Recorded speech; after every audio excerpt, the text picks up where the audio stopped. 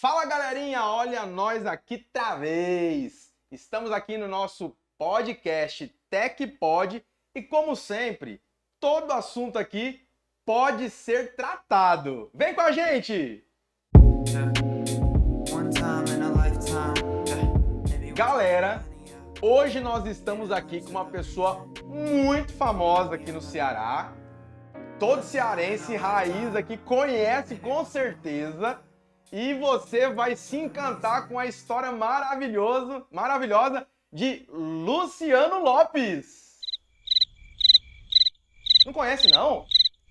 Maria três vezes, Maria três vezes, Maria três vezes. Agora você conheceu, não é verdade? Ele é o criador da personagem Luana do Crato. E vamos para esse bate-papo gostoso. Seja bem-vindo, Luciano. Obrigado. Muito obrigado mesmo por você ter aceitado o nosso convite, né? O nosso podcast, ele tá já na segunda temporada, né? Fizemos uma temporada e na segunda temporada a gente fez esse convite e você com tanto carinho nos atendeu. E eu quero mesmo te agradecer pela sua presença aqui. Eu que agradeço pelo convite. Mas que Obrigado. bacana, né, cara? Eu conheci você no Ceará Teatros, como é aquele teatro que Teatro tem? do Humor Cearense. Isso, né? E eu falei assim, cara, o dia que eu fui lá, eu fui com os meus filhos, tá? A gente foi ver lá o show, né? E eu falei, cara, que coisa gostosa assistir o seu show. Obrigado. Foi mesmo, né? E assim, a gente vai fazer esse bate-papo gostoso aqui, mas eu quero conhecer um pouquinho do Luciano Lopes, né? O Luciano Lopes, ele tem toda a autoridade para falar sobre Luana do Crato, mas Isso. a Luana do Crato não vai falar de Luciano Não Lopes, vai falar né? do Luciano. Luciano, você é de onde? Eu sou da cidade do Crato, na região sul do estado, uma região chamada região do Cariri, né, que são mais de 20 cidades que compõem essa região. E o Crato é uma cidade conhecida como a Princesinha do Cariri, né, por ser uma cidade multifacetada de cultura, de mestre da cultura popular, né, de reisado, de mestre do artesanato e do teatro, né? Lá o movimento do teatro começou na década de 67, com o Teatro Raquel de Queiroz, e até então tinha um dos grupos de teatros mais antigos do estado, que era o Grutac. Era lá do Crato. Era lá do Crato. Olha que legal. O Crato fica ali próximo ao Juazeiro, não é? Isso, o Crato fica vizinho Juazeiro, Barbalha. Barbalha, né? A região Sim. do Cariri tem esse polo que é chamado de Crajubá, né, que é as três maiores cidades da região do Cariri, que é Crato, Juazeiro e Barbalha, que o pessoal apelidaram de Crajubá. Né? Crajubá. Crajubá. Que legal. E você sempre trabalhou assim na área do humor ou não? Não, na verdade eu sou formado em teatro, né, em direção teatral. Eu sempre trabalhei com arte. Né? O meu pai, ele era analfabeto, açougueiro, né, machante, né, como chama aqui. E o meu pai gostava muito de teatro, gostava muito de cordel, de organizar, na época, escola de samba. No Crato tinha essa cultura da escola de samba. Então teu pai já era envolvido. Organizar a Malhação do Judas. Meu pai gostava muito de cinema, né? Então era uma pessoa muito culta, né? Sem ter, vamos dizer, eu não diria estudo, mas ele não era alfabetizado, né? Mas era uma pessoa muito culta em relação a isso. Então, desde muito cedo, eu tive acesso, né, a essas manifestações culturais. E não era aquilo que eu queria, né? Eu via aquilo, achava estranho, né? Meu pai ali pulando lá na rua com aquelas espadas, né? Aqueles do reisado.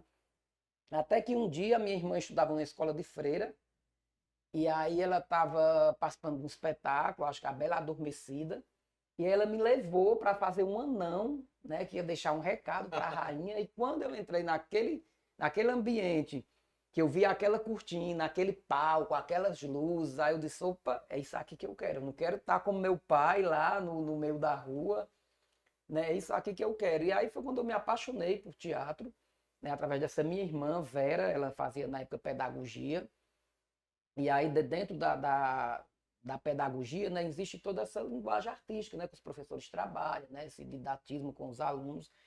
E eu lembro que meu primeiro fantoche também que eu tive foi através dela, né, minha primeira roupa de palhaço foi ela que mandou confeccionar e me deu, né, e aí eu me apaixonei, né, por teatro. E eu me lembro de um presente que o meu pai me deu, que era o baú de história do Silvio Santos, que eram uns livrinhos de história que vinha com uns vinil. E aí uns discozinhos, e aí eu comecei a me apaixonar por aquele universo, né, dos contos de fadas, Cinderela, João e o Pé de Feijão, Pinóquio, o Mágico de Oz, e comecei a imaginar aquilo sendo colocado em cena. Né? E aí comecei a levar aquilo para a escola, desde pequeno já fazia as coisas na escola e tudo, e aí foi assim que começou a minha vida artística. Olha só. Meu E pai você sempre começou incentivando com leitura, né? Meu pai comprava cordel, e eu lembro que ele dizia, só vai sair para brincar à noite se ler um cordel para mim. Olha só. E a Então ele gente sempre incentivava, né? sempre incentivava da Legal. maneira dele, né? Da maneira dele, e que para mim naquele momento eu não gostava daquilo. É tanto que eu vim aprender a gostar da cultura popular dentro do Colégio de Direção Teatral, quando eu cursei a cadeira de cultura popular. Eu disse, cara, eu via tudo isso quando eu era criança em casa, eu não dava valor, mas porque era de uma maneira meio que forçada. É porque a forma que ele colocava, né? Mas na realidade ele já estava te preparando, né? Já Mesmo estava me que, preparando. vamos dizer assim, Inconscientemente. inconscientemente falando, ele já estava te preparando, né? E assim, você começou com quantos anos assim já trabalhar não, né? Mas a atuar, a fazer tudo isso que você disse do teatro, né? Que Isso. você fez com a sua irmã? Pronto, eu diria assim que profissionalmente, né? Porque assim, lá no Crato tinha uma escola de teatro, a SCAC, Sociedade de Cultura Artística do Crato, e o teatro, na época, era uma arte, uma linguagem que só fazia quem tinha condições, né? A arte é cara. Sim. A gente sabe, você diz, vamos levar a arte para o pessoal da periferia, não sei o quê, mas a arte em si ela é cara, né? Pra você Envolve toda uma consumir, estrutura, né? E aí eu lembro que lá eu não podia pagar o curso, porque realmente não dava, né, das minhas condições. Então eu fazia meio que teatro na escola, improvisado, não sabia, nunca tinha nem tido acesso a um texto de teatro. E aí uma mãe de um amigo meu, né, viu o meu interesse ali por teatro e ela conseguiu uma bolsa para me estudar teatro. E aí eu lembro que a primeira aula para mim foi assim uma das coisas mais traumatizantes da minha vida. Né? Então, eu entrei no teatro já traumatizado, porque a gente chegou, a gente sentou numa sala lá, né, em círculo, o professor Ricardo Corrêa, meu mestre, que eu amo demais. E aí, a primeiro dia de aula, você tinha que dizer o seu nome completo, onde você estudava, o nome do pai e da mãe e o que o pai e a mãe trabalhavam. E aí eu acho que eu era o 10º assim, do círculo, e aí começou o primeiro, né? Aí sempre eram escolas particulares, né, que eles estudavam, e o pai sempre era advogado, médico, não sei o quê. Eu digo, quando chegar em mim, eu vou dizer o quê?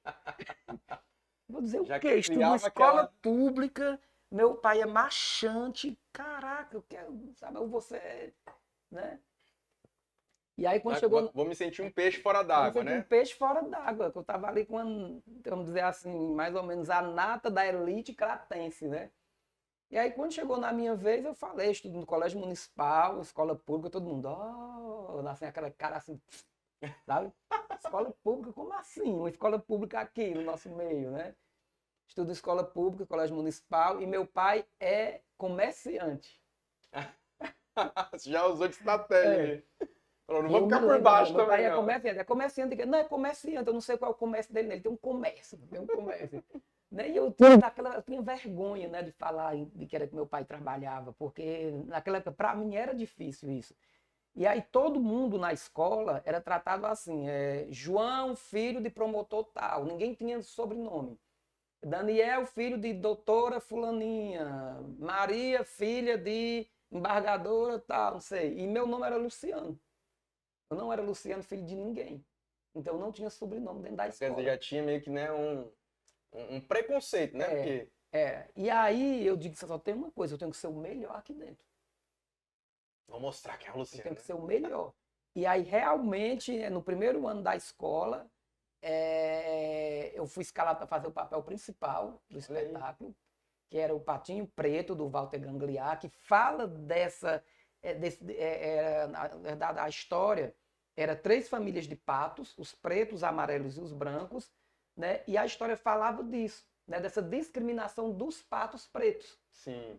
Né? Que o pato preto se perdia da mãe dele e ele ia tentar encontrar a mãe dele nessa saga dele, né? Ele passava pelos patos brancos e pelos patos amarelos, era acolhido pelas crianças daquela tribo de patos, mas pelos adultos não, ele não podia ficar porque ele era preto. Né? E eu fui fazer o Patinho Preto. Olha aí. Né? E aí fiz o personagem principal, e no próximo ano, que foi em 87, em 88, eu fui convidado pelo grupo profissional da escola para fazer parte do grupo. Então eles me convidaram para ser um dos atores do grupo residente da escola. Sim, como Né? legal. Na época eu tinha 13 anos, e aí eu fiz eles não usam Black Tie, do Gian Francisco Guarnieri, que é um marco, né, do teatro brasileiro. Fiz o Quepe Copôs Apá, e aí fui só crescendo dentro da escola, né? Consegui uma bolsa, continuei estudando teatro de graça. Olha aí. Mas em 88 também, quando eu voltei para a escola, minha mãe tinha falecido, então foi um momento muito complicado para mim, eu não queria mais voltar. E aí encontrei esse meu professor no centro do Crato, nessa época eu não tinha celular, né? E ele, a gente precisa de você, a gente está montando um espetáculo novo e a gente pensou em você para fazer o personagem.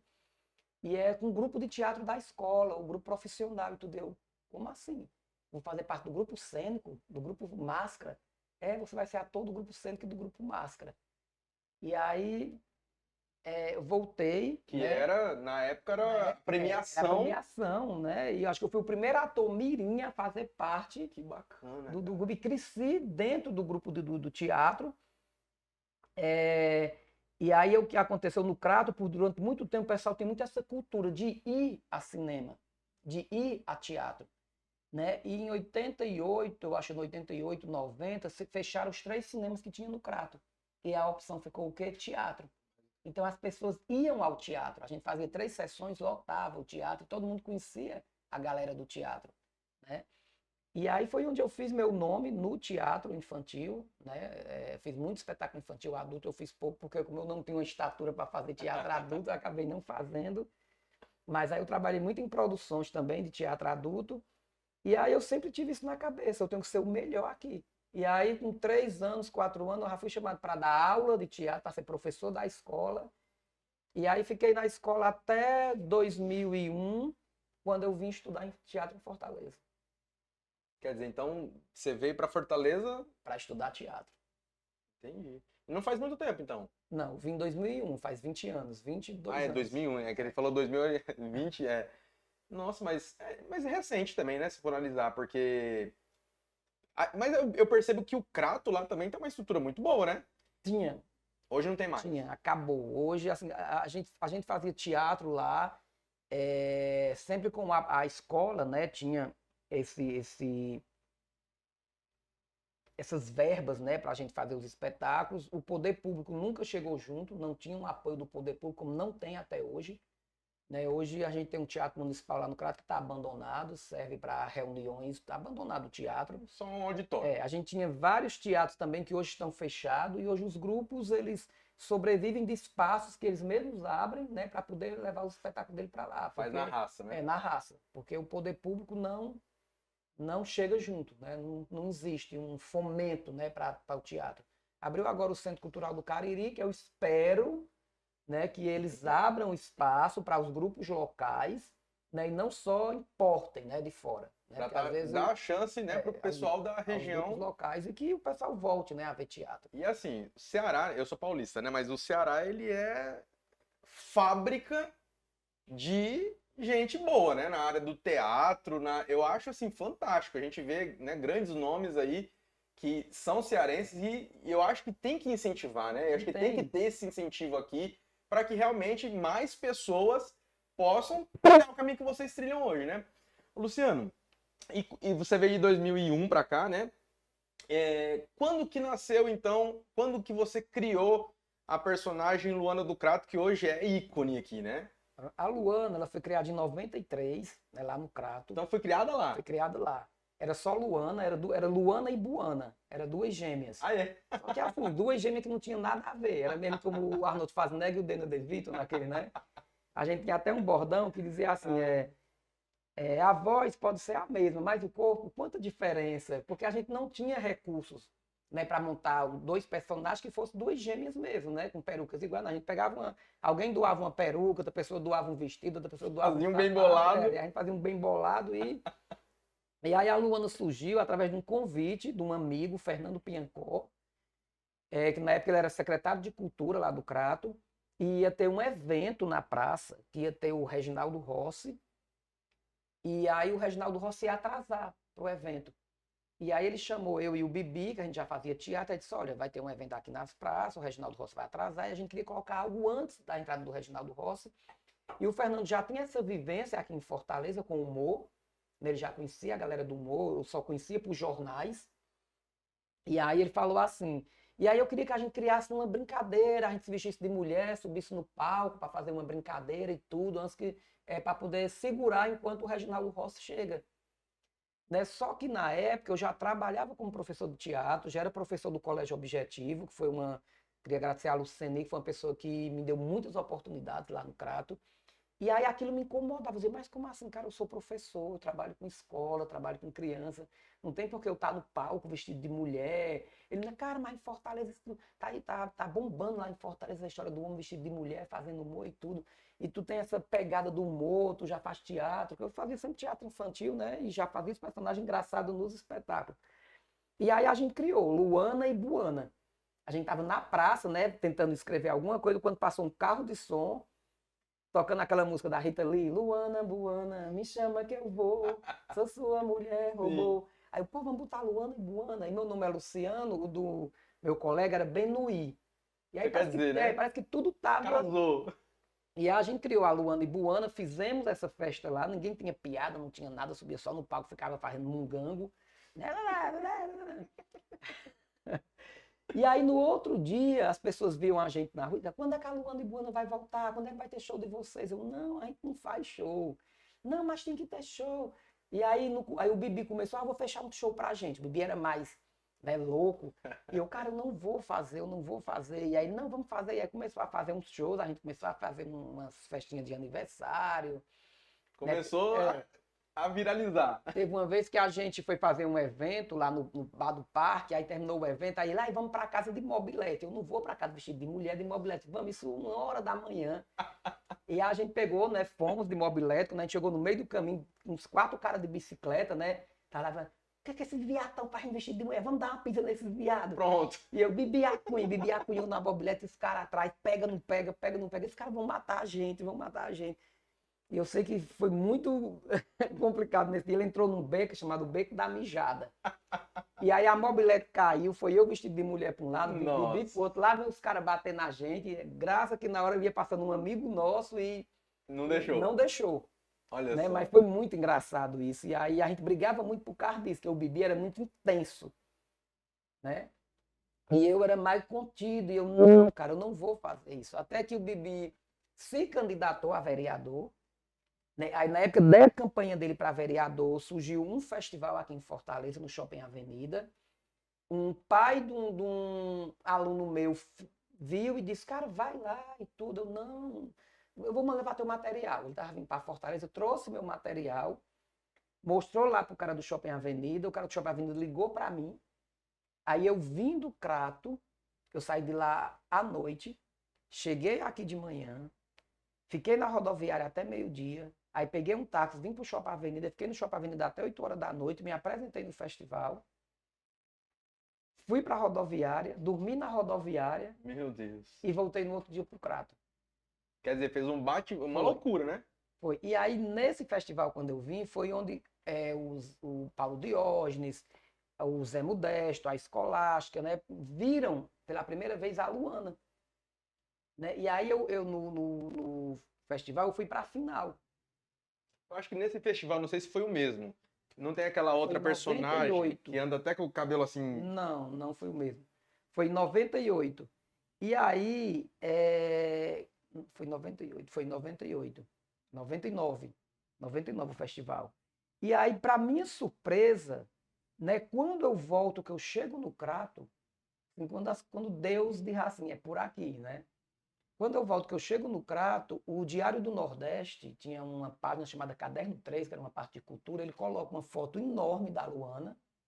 Olha só. Né? E o humorista do interior do Crato é classificado para a final do Festival de Humor. Então, assim, nessa época, a grande mídia era os 2 jornais, o Diário e o Povo, Sim. E TV. E aí, de repente, eu acho que eu fui o primeiro artista do Crato a ter uma página quase inteira no Diário do Nordeste. Olha que legal. E aí, quando eu chego no dia do Crato, tá todos os jornaleiros, aí tu saiu no jornal, não tá no Diário do Nordeste, tu tava em Fortaleza, tá na final do Ficou mundo. famoso. E aí eu fiquei famoso, viralizei, né? Na época eu viralizei lá no Crato. Que legal. E aí, quando eu vim para a final, já foi com um produtor, com um amigo meu, André Lacerda, que assumiu a produção. A Cajuína São Geraldo me deu as passagens na época, né? Chegou junto. E aí eu vim para a final do festival. Não ganhei, fiquei em quarto lugar. E aí conheci os meninos, né? E aí foi quando o Zé Modeste falou: Luana é um nome tão comum. Não é porque não coloca Luana do Crato. Porque Luana é um nome que não sei, não vai viralizar, não vai pegar esse nome. Né? Porque na época os nomes dos humoristas eram um nome estranho, né? Sim. E aí eu fiquei em quarto lugar, voltei pro Crato, em 99. Sempre tinha show de humor no Crato. E aí todos eles, quando iam pro Crato, principalmente o Paulo, que foi meu padrinho do humor, ele chegava lá e ia dar entrevista na rádio, né? E aí ele falava, ó, tem um rapaz que faz humor aqui, a Luana do Crato. Luana, muito bom, não sei o quê. Um dia ainda quero trabalhar com ele. Parará. E o Paulo era o meu sonho, porque eu colecionava figuras do Paulo. O Paulo é que faz a Paulo Raimundinha. Eu cortava figura de jornal, colava numa folha de papel ofício e colocava numa pasta. E o meu sonho era conhecer o Paulo. E o Paulo virou o Paulo virou meu fã. Sim. Olhou você lá e. Eu... Uma realização, né? E aí eu vim estudar em Fortaleza, não vim para fazer humor. E aí em 2003, o Paulo me convidou para fazer parte das Três Donzelas, que foi quando a Luana aconteceu aqui em Fortaleza. Que aí ela viralizou mesmo, né? Aconteceu aqui nas Três Donzelas e no Beco do Riso, o programa da TV Diário. Legal. Hoje, a Luana do Crato, né? Ela se apresenta em quase todas as casas de teatro aqui, né? Quase todas as casas. A gente faz no Teatro do Humor, Arena do Humor, Lupus Beer e Via Pizza. E é bem legal mesmo, né? Porque o estilo da Luana, assim, ela é diferente, né? Porque você olha que nem a Raimundinha, ela tem um perfil, e você tem um perfil teu mesmo, assim, de personagem Luana diferente. Por isso que eu acho que é o diferencial hoje do humor aqui em Fortaleza, através da Luana do Crato, é essa identidade que ela tem, né? Na verdade... Você se inspirou em quem, assim? Quando veio a história... A Luana lá do Crato, ela era uma mistura da Raimundinha com a Escolástica. Então, como eu te falei, né? Era uma perucona, qualquer peruca que eu tava na cabeça, era bocona, era... Mas aquilo, de alguma forma, me incomodava. Aí você foi... Entendeu? Aí quando eu vim para Fortaleza, que surgiu a oportunidade de eu fazer a TV, eu digo, cara, eu quero levar para o humor um personagem teatral. Entendi. Só que eu digo assim, como eu não vou ficar no humor, porque eu nunca quis fazer humor, eu queria ser um diretor, dirigir Nelson Rodrigues, dirigir Plínio Marcos, Ariano Suassuna. Vou terminar o colégio de direção teatral e vou ser um foda do diretor teatral. Eu vou me especializar em direção de grandes clássicos do teatro. E aí eu disse, não vai acontecer. O Paulo me convidou para ficar um mês com ele. Né? Na época eu não queria, não, cara, eu não vou ficar, não vou. E ele insistiu, só te dou tanto. Quando ele falou que ele ia me pagar, eu digo, opa, fico.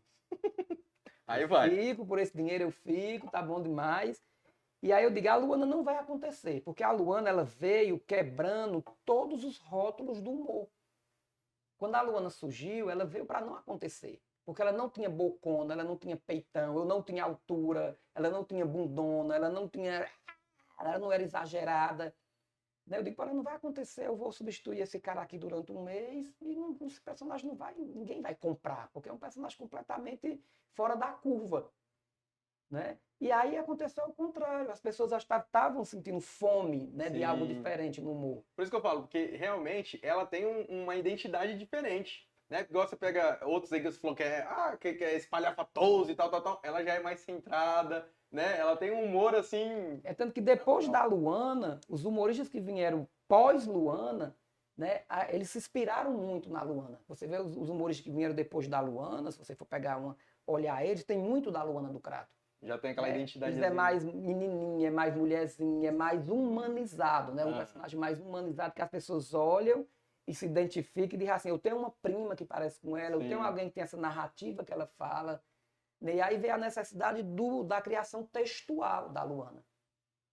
Né? Que as pessoas sempre falam assim, humor, você vai pro humor, você ri, você vai pro humor, o humor, ele constrange, ele não sei o quê, e aquilo me incomodava. Eu dizia, cara, o pessoal fala que o humor constrange, que o humor incomoda, e o pessoal lota, né, o espetáculo do humor, E eu trabalhava no Sesc também, era coordenador de cultura, então tinha essa história do Sesc, né, da qualidade, né, que o Sesc tem um padrão de qualidade. Sim. E eu não podia, aquele coordenador de cultura do Sesc, estar à noite fazendo algo que meio que fosse contra o que a instituição Tinha acredita, aquela de liturgia, né?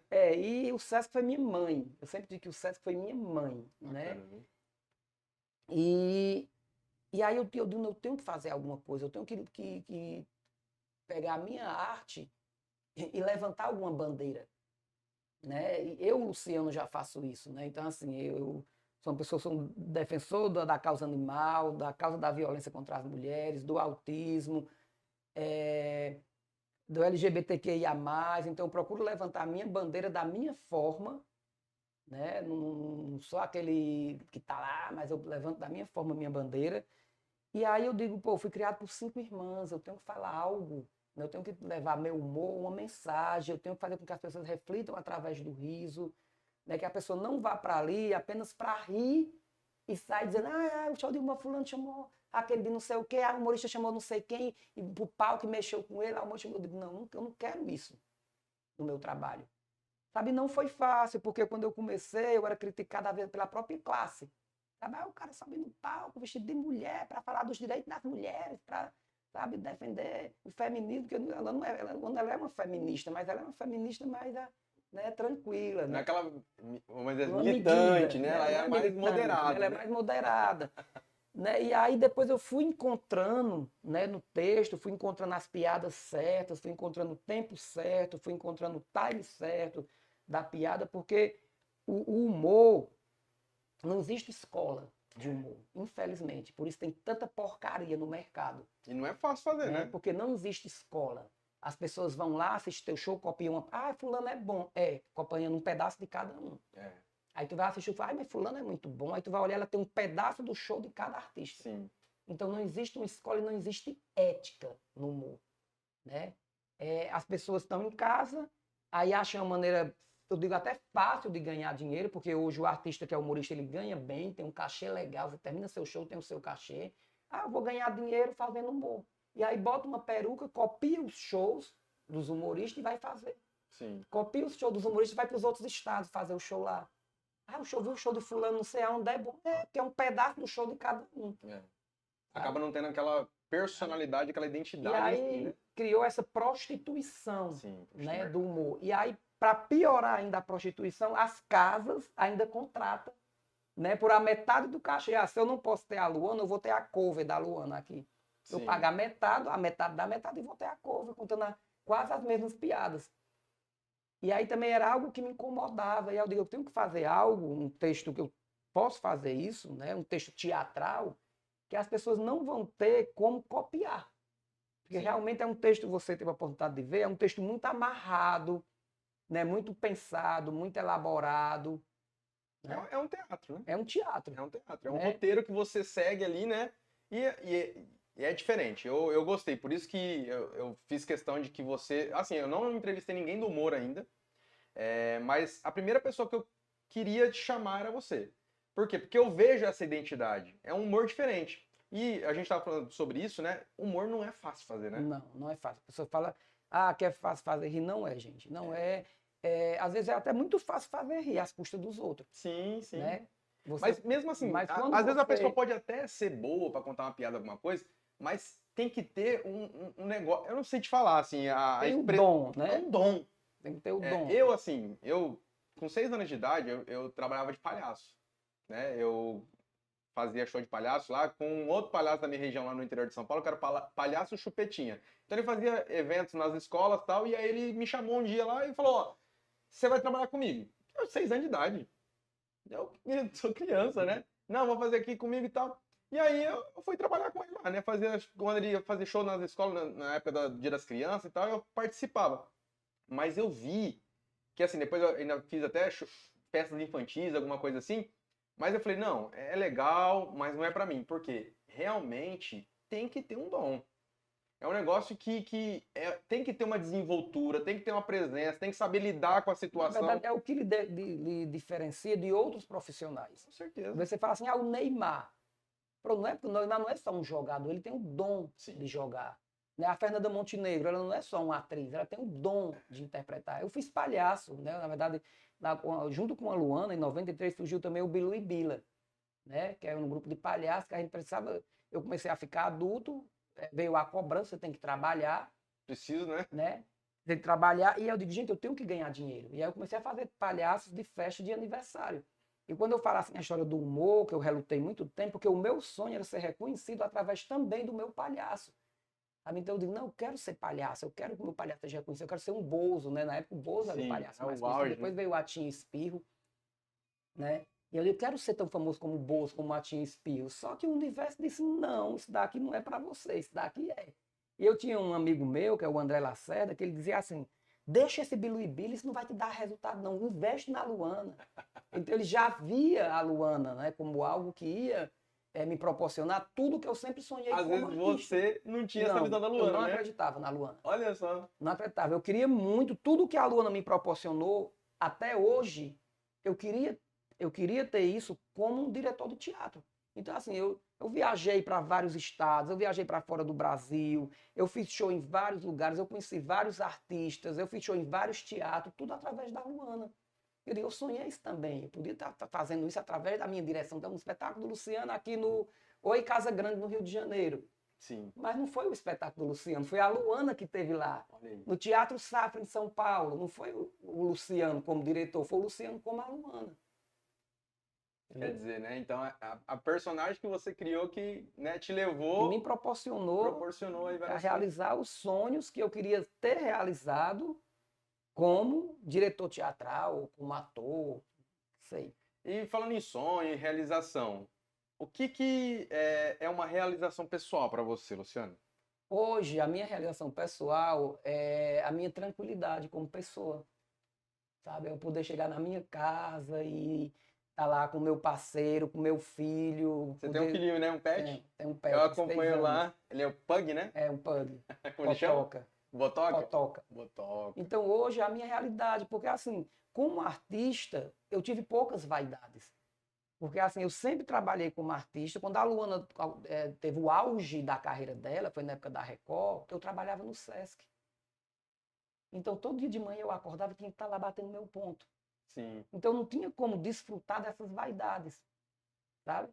A partir do momento que eu estava num palco, que tinha várias pessoas para entrar no camarim para falar comigo, eu tinha que deixar entrar, porque eu dizia, pode ser que algum seja um pai de um aluno meu. Sim. Entendeu? Pode ser que algum cara que esteja aí, às vezes era. Às vezes o cara diz, eu sou pai de teu aluno, eu sou pai da tua diretora, sabe? Eu sou pai da tua coordenadora, sabe? Então, se eu disser assim, não, esse cara não vai entrar. Então, eu sempre tive muito pé no chão. E tu já teve vaidade como artista? Já, lá no Crato.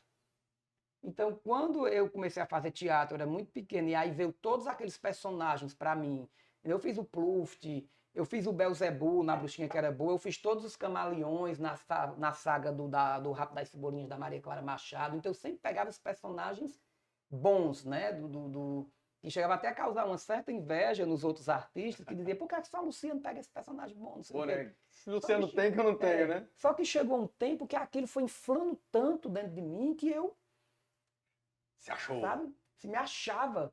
E na época do Pluft, né, que é um clássico do teatro infantil, que eu fazia o Pluft, foi a época que eu mais sofri, porque foi a época que eu estava mais inflado. Então eu me lembro que uma vez eu cheguei no teatro e eu briguei com o cenógrafo e eu disse, eu só subo no palco se ele sair daqui. Se ele for lá, se ele botar ele lá para fora do teatro, senão eu não subo no palco. E a plateia lotada e eu era o Pluft. Nossa. Entendeu? E o cenógrafo falou, eu não vou sair, não sei o que, eu disse, você sai, porra, eu não entro. Né? Eu não entro. E eu lá, dando minha crise de estrelismo. O piti, né? Meu piti. E aí o cara teve que sair do teatro com ódio, né? E aí eu entrei, fiz o espetáculo e tudo. E foi um desgaste que o cenógrafo, antes ele entrava em cena, ele botava tudo que a gente ia usar em cena. E eu não sei o que foi que eu tava lá, e eu pirei lá um objeto de cena e coloquei no outro canto. Aí ele chegou e disse, pega o objeto lá que tu tirou e coloca lá. Eu disse, não boto não. Boto você. Ele, você vai botar, eu vou não. E eu pequenininho, ele grandão, ele me pegou à força, pegou nos meus dois braços, você vai botar, me levou lá, eu chorando, você vai botar, me levou lá, aqui você vai botar.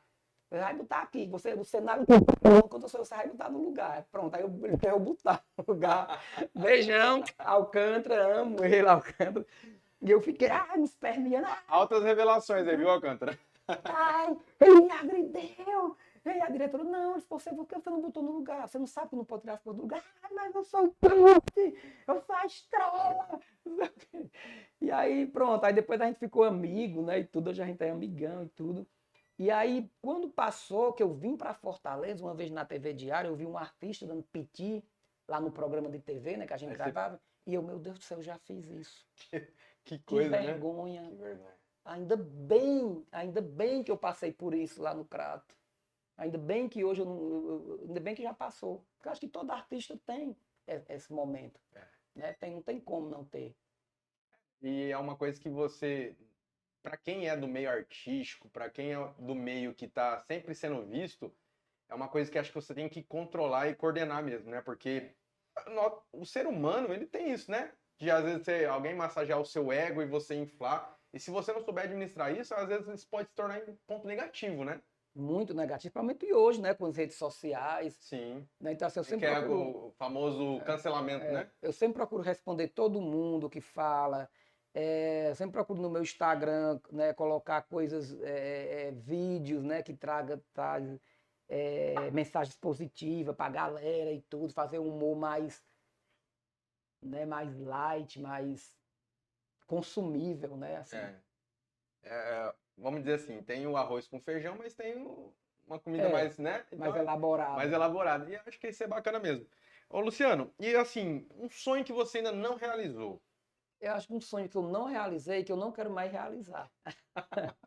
Porque você vai chegando na sua idade, você vai dizer, não, meu sonho agora é ter minha tranquilidade, é poder, né? pagar minhas contas, né? Eu sempre sonhei em ser pai. E ser pai de menino. Né? Então era uma coisa minha, assim, tanto que meus sobrinhos, né? Eu sempre tive um cuidado com eles, né? Com meus sobrinhos, mimei, meus sobrinhos. Né? Minhas sobrinhas, elas cobram isso de mim. Ai, tio, por que você não gosta da gente? Eu gosto, mas porque eu queria ser pai de menino, sabe? Eu acho um menino muito legal, sabe? Muito... E aí chegou um certo momento que a gente até entrou num processo de adoção, né? Tava dando início, mas aí não deu certo, que ainda existe um preconceito, né? Em cima de um casal, né? De dois homens, não sei o quê. E aí não deu certo, não queria ser pai de menino, podia ser adotado também, mas não seria um bebê, eu não me vejo pai de bebê, eu me vejo pai de um menino já de 10 anos que já possa correr, vamos comigo ali, vamos comigo não sei onde e tudo. E aí foi quando surgiu o Potoca. Né, como surgiu o Potoca, e meu sobrinho até fala, tu humaniza demais o Potoca, tu humaniza, porque realmente ele é muito humanizado. Né? E ele supriu essa necessidade minha de ser pai. Quer dizer, você transferiu, né, aquele sentimento ali para ele, né? Pra e ele. hoje em dia, o pet, ele é bem assim mesmo, né? Eu vejo assim que quem trabalha na área de pet hoje tá bem, porque, queirando ou não, hoje o pet, ele é um ente da família mesmo, O né? Potoca tem tudo, tem a cadeira dele na mesa e ninguém senta na cadeira dele. Olha aí. É interessante, se alguém chegar e puxa a minha cadeira aqui, na mesa, a dele é aqui. Se alguém chegar e sentar na cadeira, ele chega e fica... Tipo, ei, é minha.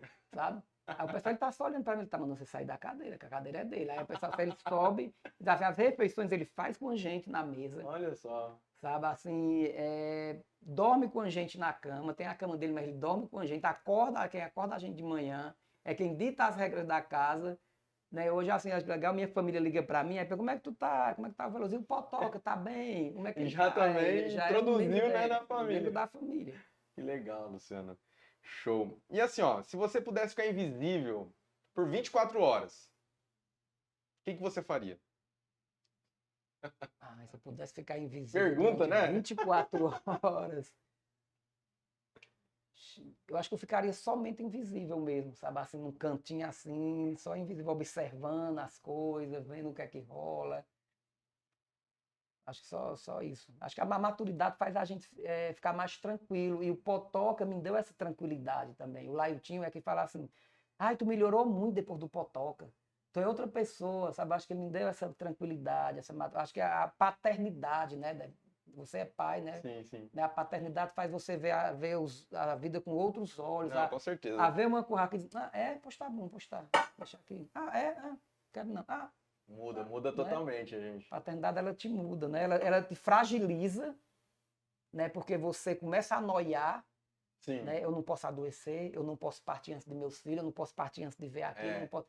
Sabe? Então, assim, às vezes eu noio, porque eu fico assim, eu não posso, eu tenho que cuidar da velhice dele. Eu sei que ele vai envelhecer antes de mim, eu não posso partir antes dele envelhecer.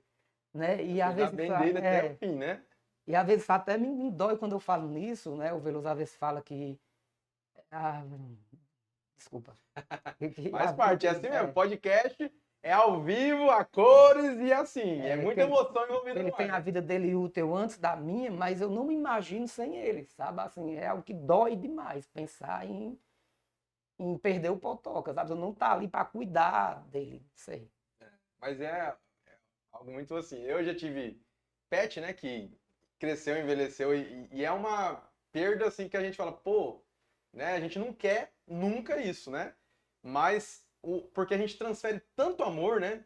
Tanto cuidado, tanto mimo, tanto e assim eu vejo também que eles são tão sinceros, né? Então, Eles vêm, você chega em casa cansado, ele já vem com o rabinho banano, ele já traz aquele sentimento. Às vezes você tá com raiva porque aconteceu alguma situação e eles não transferem, eles não pegam aquilo, mas eles transferem uma energia boa pra você, né? Então eu acho que pet é bacana. Eu amo. Se eu pudesse, eu tinha um zoológico. E eu amo bicho. aí hoje falou Pode- um sonho. O meu sonho hoje, eu acho que eu tenho um sonho, é morar numa casa.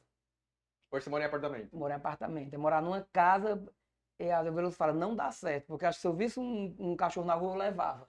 Então, assim, hoje é onde o meu carro sempre anda cheio de ração, comprei aquelas coisinhas de marmita, né? Sim, sim. E eu boto ração e sachê. Eu vejo um cachorro, eu paro, vou lá, boto Olha ração, só. boto sachê, ando com água, boto água. Então, assim, eu peguei esse meio que, eu não sei se é uma loucura, mas é algo meio que incondicional para cuidar de animais. E fico meio doido assim. Não, mas eu acho que é isso aí mesmo. É um dom também, né? Porque tem gente que maltrata, né? E tem gente que cuida bem. Então acho que esse daí é o teu papel aí que você está exercendo com qualidade. E eu acho que é isso aí mesmo. Gente, a gente está quase finalizando aqui, mas eu queria, assim, que você desse um pouquinho do Luana do Crato aqui pra gente. As pessoas falam assim, faz a Luana, gente, mas quando eu tô de cara limpa, é tão complicado difícil, fazer né? a Luana, porque assim, eu venho eu venho do teatro, né? E quando eu comecei a fazer humor com o Paulo, né? Com o Paulo, quando eu subia no palco, quando as pessoas riam, eu me perdia. Eu não sabia outra piada. Porque o teatro tem muito dessa história de você se preparar antes da cena, de você se concentrar, de você entrar no palco, de você saber onde vai ser o momento do gatilho do riso. Então, quando a gente ensaia um espetáculo, né, que a gente passa 3, 4 meses ensaiando, a gente já sabe, opa, nessa hora aqui a plateia vai rir. Nessa hora aqui a plateia vai rir. Nessa fala aqui a plateia vai rir. Já Então, tem aquela a gente já sensibilidade, sabe onde né? é o gatilho. No humor, não. No humor, não. Então, às vezes, você pensa que a plateia vai rir, a plateia não vai. Ou E aí? você, não, nessa hora a plateia não vai rir, a plateia ri. E aí, quando eu comecei a fazer humor, isso me desconcentrava demais. Eu contava uma coisa, a plateia ria, e a outra piada agora, vem da onde? Aí Paulo Pronto. dizia, olha no olho da pessoa. Eu digo, eu não consigo. No teatro você não olha, no teatro tem a terceira parede. Sim. Você não está aqui olhando no olho das pessoas, Você é nem vê as complicado. pessoas praticamente, né? E o Paulo, olha no olho da pessoa, desce para a plateia, olha para a cara da pessoa. Eu dizia, olha, eu olhava no olho e eu não vinha mais nada, sabe? Eu travava ali. Então, assim, e aí hoje, ainda quando me pedem para fazer a Luana de cara limpa, ainda me trava, sabe? Porque é toda uma construção, sabe? A história, Você tem que entrar no sabe? personagem, né? Da É aquele Luana. famoso negócio, né? Entre no personagem. Né? Ela é toda uma construção. E é também quando eu tô de Luana, o pessoal chega, Luciano, não sei o que, aí eu, não sei Oi? o que, Luciano, eu, hã? Quem é Luciano? Sabe? Sabe quem é Luciano? É, Não, tu tá de Luana, tu não fala de Luciano. Eu até tento, mas às vezes não sai também, sabe? Então, legal. assim, O jargão é o o Ave Maria. na verdade, o Ave Maria 3 vezes, ele surgiu na TV, né? Porque na TV tinha que ter um bordão, né? A TV é muito de bordão, muito humor de bordão. Né? E aí o Ave Maria 3 vezes é uma coisa muito usada no interior, que é uma proteção, né? Quando você vê uma Ave Maria 3 vezes, Ave Maria 3 vezes, Ave Maria 3 vezes, né? Uma proteção. E aí, assim, minha família sempre foi muito religiosa, né, e tudo, e aí eu usei essa proteção, né, do Ave Maria 3 vezes, porque me remetia muito à minha avó materna, que eu não cheguei a conhecer, mas minha mãe falava muito, e é tanto que a Luana, ela é minha avó materna. Minha avó materna, ela usava trancinha, ela usava aquele tipo de vestido, e foi feito muito inconsciente, a Luana. E um dia minha tia chegou e disse, É a tua avó. a Luana é mamãe? Aí eu, como assim, mamãe? A Luana é mamãe, é sua avó. Não, não é. A minha tia pegou uma foto da minha avó e disse, aqui, a Luana é a mamãe. Olha só. Sabe? E aí o estilo da roupa, minha avó usava aquelas roupazinhas, né? Com as manguinhas aqui, um pedacinho de pano colorido aqui na ponta, sabe? E as trancinhas, ela sempre usou trança, minha avó, não sei por quê. Olha só. Minha avó sempre era de trança E você lá. nem sabia, né? Não, eu vi aquelas fotos antigas, Sim, né? Que o sim. pessoal pinta, mas Não fazia aquela não associação, fazia né? associação. Até minha tia chegar e dizer, é a Olha só que mamãe, a legal. Luana é a mamãe. Eu, não é assim, é a mamãe. Aqui as fotos da sua avó é ela. Sabe, os sapatinhos. E engraçado que tem 3 coisas na Luana que eu sempre mantive por 4 coisas que eu sempre mantive desde a criação dela até hoje. É o cordão, ela sempre usa cordão de bolinha. Minha avó usava esses cordões de bolinha Olha só. que ela comprava na feira, tipo um terçozinho ela usava. Um sapato tipo bonequinha, aquele sapato que você afivela. Minha Sim. avó usava um sapato daqueles. Olha só. Meia. Minha avó era uma arrumação, né? O meia, a Luana usa meia, os humoristas, ninguém usa meia, a Luana usa meia. Minha avó usava meia e trança. Minha avó usava trança. Olha só. Então, quer dizer, essas características você trouxe até... Até agora, a Luana ela tinha o cabelo arrupiado, ela tinha a boca e tudo, mas ela usava o cordãozinho, a meia e o sapato. E são Legal. coisas que eu. Aí por último veio a trança, né? Que ela não era de trança, o último veio a trança. Não sei de onde veio essa trança. Eu tive a ideia, pô, eu vou fazer de trança para diferenciar de todo mundo. Né? Que não tem nenhum humorista de trança, Sim. fazer a trança. E para trazer essa identidade do Cariri, Sim. né? Da mulatazinha, da menina lá que tá lá, né, de trancinha, né, da roceirazinha, da meninazinha danada, né, do interior, que a mãezinha faz a trança para ir para a escola e tudo. Daquele milzinho, né?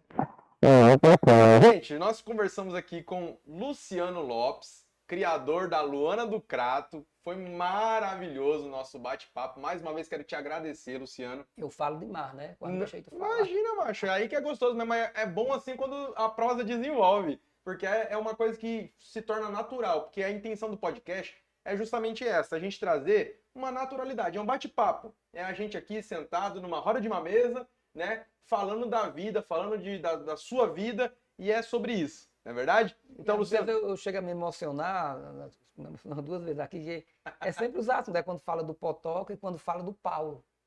Né? Porque eu sempre falo, eu entrei pelo humor, eu entrei no humor pela porta da frente, né? Porque o Paulo, ele pegou minha mão, né? E me levou para o humor, né? E na época muita gente, né, queria essa oportunidade e não teve.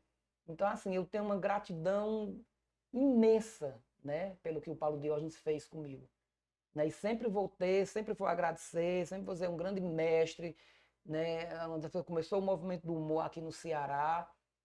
E que tem que ser respeitado, sim, sabe? As políticas públicas têm que respeitar, têm que dar dignidade ao nome Paulo Diógenes como um grande ícone do humor cearense. Eu fico meio chateado quando as pessoas sempre falam assim, os grandes nomes do humor cearense. Aí cita o nome de pessoas que nunca nem fizeram humor aqui, que não criaram o movimento do humor.